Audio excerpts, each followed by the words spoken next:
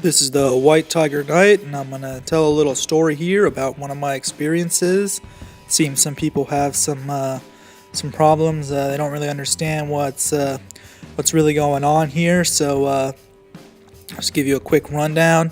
Okay, one day I was driving in my car, and I made a rolling stop through a stop sign. And there was a police officer who was waiting with his lights off and everything on the side of the road. Now, when I did the rolling stop, I rolled through the four-way stop. It was nobody around. It was late at night. It was right near my neighborhood, and the police officer pulled me over. Now, the police officer pulled me over, and when he seemed to be pretty angry, I guess, that night, when he pulled me over, he asked me to step out of the vehicle, and he wanted to give me a DUI test. So I complied and I stepped out of the vehicle. There was two officers there. I was near the back of the vehicle when the officer was giving me the DUI test, which I passed. But the other officer decided he was going to search my car. And in searching the car, he found my gun. He found this gun, the gun that goes with this magazine, which is my concealed carry gun, which I'm not going to give the exact specifics on because I carry it every day. And the main point of concealed carry is that nobody knows that you're carrying and nobody knows what you're carrying. It's one of the first things you learn in the CCW class, and most people ignore that. But whenever the officer found this weapon, they automatically put me on the ground, put me in handcuffs, and threw me in the back of the car. They were accusing me of having this gun was not registered in my name. They thought it was a stolen gun, and they were just out to get me because they couldn't find anything basically to charge me with. So they threw me in the back of the car.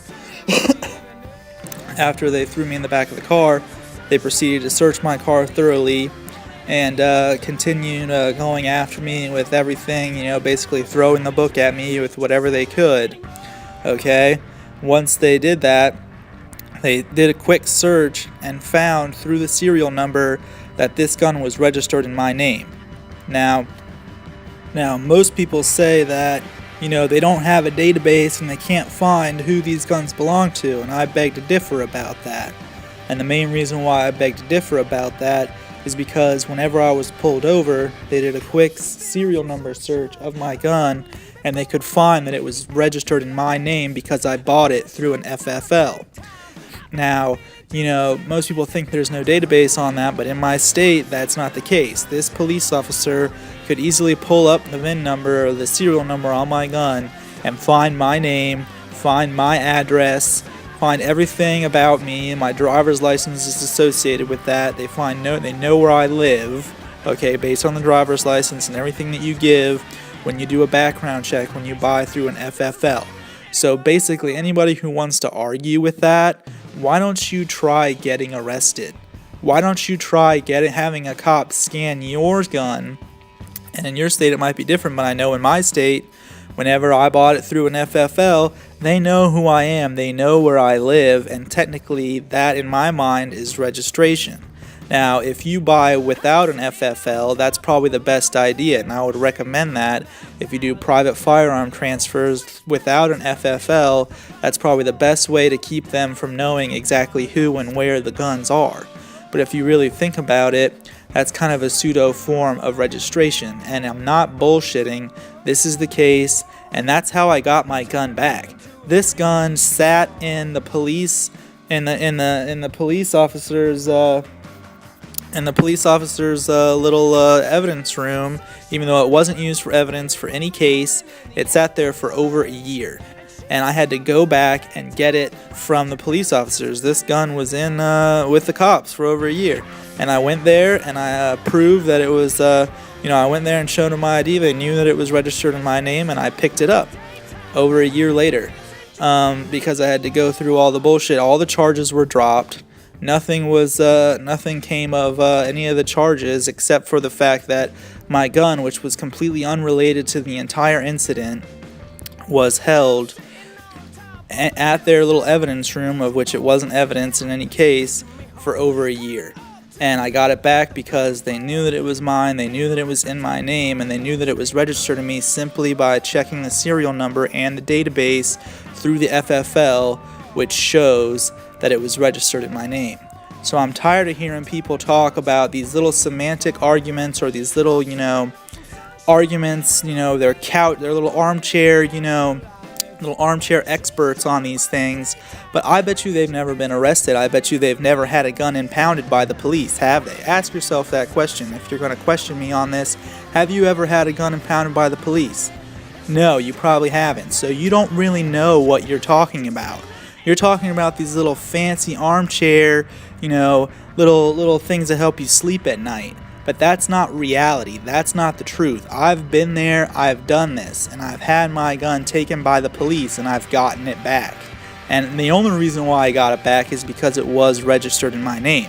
Now, if I was pulled over that night and I had bought this gun from someone else, say a private transfer, and say I didn't have a bill of sale on me that proved that I had legal ownership of it, they would automatically assume, if you have an asshole cop, that it's a stolen gun. It's not registered in your name, and they can find that out. The last person that bought it through an FFL is the name that's going to come up on their little list, and if it's not yours, they can really try to come after you. Now, if you have a bill of sale, everything's completely legal, but even cops don't even know, really, I think, to the full extent, what all the laws are, and they're on their little high horses, and they just want to get you for everything they can, especially if they're assholes, and they're gonna do anything possible to screw you over. So I'm speaking from experience here. This happened to me in my state.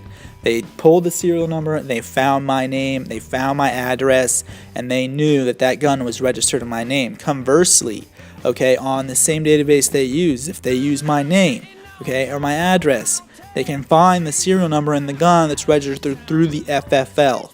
Okay, now if you buy it through a private transfer, that's the best. I think in the scenario where you want to make sure that they don't know exactly, what you own and where you own it, which is again legal still currently. Hopefully it stays that way. Okay, but that's the case through an FFL. So nobody can call bullshit on that because that happened to me. Okay, and until you get arrested, and until you get your gun confiscated, and until you get your gun left at the police station and have to go back a year later, you can't say shit. So shut the fuck up. Now you might be asking why this was held in evidence for over a year. Again, this was not associated with any court case, but I had to I matched the description. I had to defend myself in court, and that takes a long while, so it took over a year before the court proceedings found me not guilty and I was able to go get my gun back. Peace out.